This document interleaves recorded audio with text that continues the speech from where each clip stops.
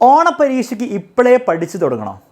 ആ ഒരു ചോദ്യത്തിന് ഉത്തരം പറയുന്നതിന് മുമ്പ് ഈ ഓണപ്പരീക്ഷയ്ക്ക് നന്നായി പഠിച്ച പരീക്ഷ എഴുതിയാലുള്ള ഗുണങ്ങളെ പറ്റിയുള്ള കാര്യങ്ങൾ ഞാൻ ആദ്യം പറയാം.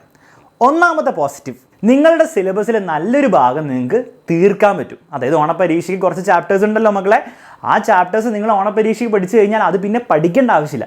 പലപ്പോഴും എന്താ സംഭവിക്കുന്നത് വെച്ചാൽ എല്ലാ വർഷവും അവസാന പരീക്ഷയുടെ ആ മോഡൽ എക്സാമിൻ്റെ ഒക്കെ സമയമാകുമ്പോഴായിരിക്കും എല്ലാവരും എന്താണ് ഫസ്റ്റ് ചാപ്റ്ററിനെ പറ്റി സെക്കൻഡ് ചാപ്റ്ററിനെ പറ്റിയൊക്കെ ഓർത്ത് കൊടുക്കുന്നത്. അതൊന്നും പഠിച്ചിട്ടുണ്ടാവില്ല. അപ്പോൾ ഫുൾ ടെൻഷനും ഫുൾ പ്രശ്നമായിരിക്കും.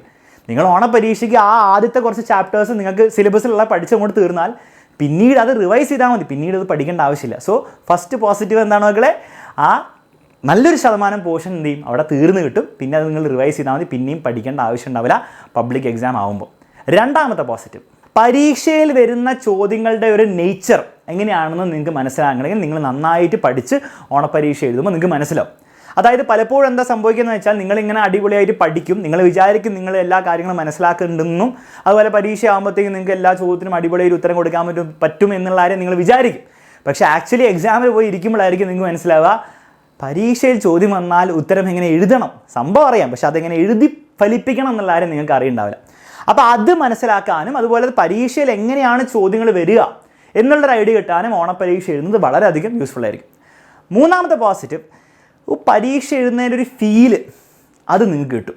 മക്കളെ പലപ്പോഴും എന്താ പ്രശ്നം എന്ന് വെച്ചാൽ നിങ്ങൾ ഈ യൂണിറ്റ് ടെസ്റ്റും അതുപോലെ ഓണപ്പരീക്ഷയും ക്രിസ്മസ് പരീക്ഷയും ഒന്നും സീരിയസ് ആയിട്ട് എടുക്കാതെ അതൊക്കെ വെറുതെ എന്തെങ്കിലും കാണിച്ചിട്ട് പബ്ലിക് എക്സാം നേരെ പോയി എഴുതുമ്പം പെട്ടെന്നായിരിക്കും നിങ്ങൾക്ക് മനസ്സിലാവുക പരീക്ഷയെ എഴുതാൻ വേണ്ടിയിട്ട് ഫിസിക്സും കെമിസ്ട്രിയും മാത്സും മാത്രം പഠിച്ചാൽ പോരാ, ആ പരീക്ഷ എഴുതുന്ന സമയത്ത് എങ്ങനെ ചോദ്യങ്ങൾക്ക് കൃത്യമായ ആൻസേഴ്സ് കൊടുക്കണം, അത് ഓവർ ലെങ്തി ആയിട്ടും ഓവർ ഷോർട്ട് ആക്കാതെയും കൊടുക്കാനും നിങ്ങൾ പഠിക്കണം. മാത്രമല്ല മൊത്തത്തിലുള്ള ടൈം നിങ്ങൾ മാനേജ് ചെയ്യാൻ പഠിക്കണം. അങ്ങനത്തെ കുറച്ച് ഇമ്പോർട്ടൻ്റ് ആയിട്ടുള്ള കാര്യങ്ങളുണ്ട്, അത് പറഞ്ഞു പഠിപ്പിക്കാൻ പറ്റില്ല.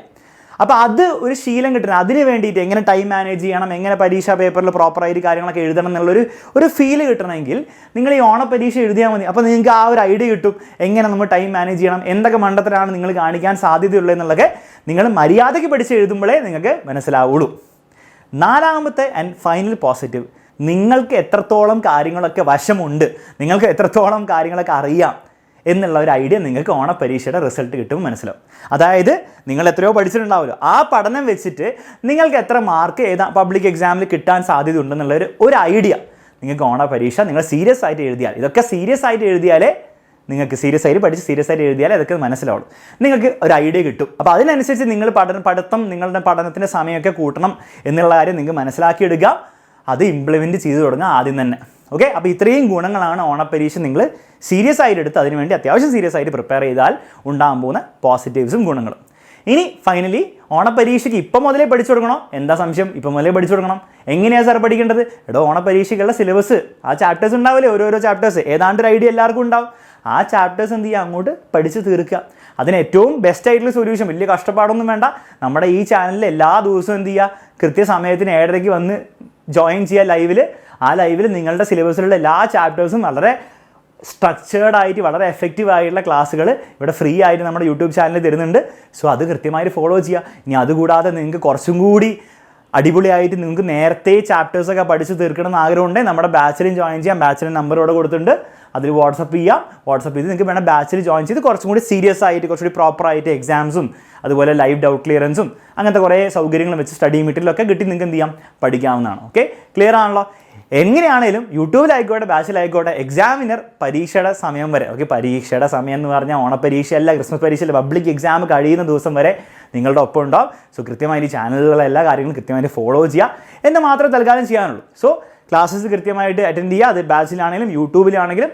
അതിനോടൊപ്പം തന്നെ നിങ്ങൾ വീക്കെൻഡ്സിലൊക്കെ റിവിഷന് വേണ്ടി പഠിച്ച കാര്യങ്ങൾ, ആ വീക്ക് പഠിച്ച കാര്യങ്ങൾ റിവൈസ് ചെയ്യാൻ വേണ്ടിയുള്ള സമയം കണ്ടെത്തുക.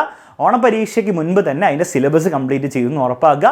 അടിപൊളിയായിട്ട് ഓണപ്പരീക്ഷ എഴുതുക. ഞാനീ പറഞ്ഞ 4 ഇമ്പോർട്ടൻറ്റ് ഗുണങ്ങൾ നിങ്ങൾക്ക് തീർച്ചയായിട്ടും കിട്ടും, നിങ്ങൾക്ക് ലഭിക്കും എന്ന് മാത്രമല്ല അത് നിങ്ങളെ ഈ ഒരു വർഷത്തെ പബ്ലിക് എക്സാമിന് നിങ്ങളെ 100% റെഡിയാക്കി പ്രിപ്പയർഡ് ആക്കി ഇരുത്തും. ഓക്കെ, അപ്പോൾ അത്രയും പറയാനുള്ള മക്കളെ. ഈ ഒരു വീഡിയോ കണ്ടപ്പോൾ നിങ്ങൾക്ക് ഒരു കോൺഫിഡൻസ് ഒക്കെ തോന്നിയെങ്കിൽ തീർച്ചയായിട്ടും കമൻറ്റ് ബോക്സിൽ I M confident, I feel confident എന്നൊക്കെ പറഞ്ഞിട്ട് എന്ത് ചെയ്യുക, അങ്ങോട്ട് കമൻറ്റ് ബോക്സിൽ ഇടുക. ഓൾസോ ഈ വീഡിയോ നിങ്ങൾക്ക് യൂസ്ഫുൾ ആയെങ്കിൽ തീർച്ചയായും നിങ്ങളുടെ ഫ്രണ്ട്സിനൊക്കെ ഷെയർ ചെയ്ത് കൊടുക്കുക. ചാനൽ സബ്സ്ക്രൈബ് ചെയ്തില്ലെങ്കിൽ അതും കൂടെ അങ്ങോട്ട് ചെയ്തേക്കാം. Bye bye, take care. അടുത്ത വീഡിയോയിൽ കാണാം. അതുവരെ കീപ് സ്റ്റഡി.